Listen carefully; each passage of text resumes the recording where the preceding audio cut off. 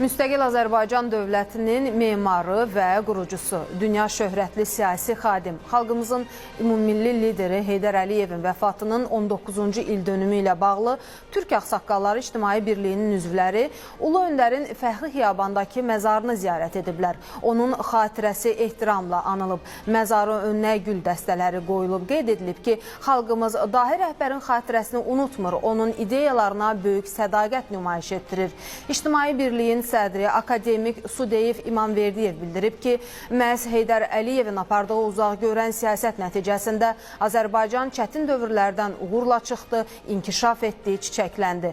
Türk Ağsaqqalları İctimai Birliyinin üzvləri daha sonra akademik Zərifə Əliyevanın da əziz xatirəsini ehtiramla anıblar, məzarı üzərinə güllər düzüblər. Ziyarətdə Türk Ağsaqqalları İctimai Birliyinin Qadınlar Şurası və Gənclər Təşkilatının fəalları da iştirak edib.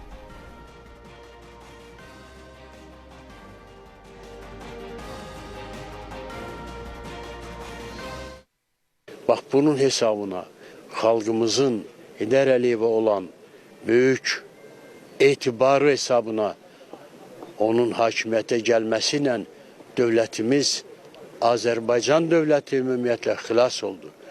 Ulu Öndər Heydər Əliyev Azərbaycanın xilaskarıdır. Onun qurucusudur. Yeni dövlətin sözün əsl mənasında quruculuq işi o həyata keçirdi və o bazis üzərində, o əsaslar üzərində sonradan ölkəmiz addım-addım irəliləməyə başladı. Məzarı nurla dolsun bu böyük insanın.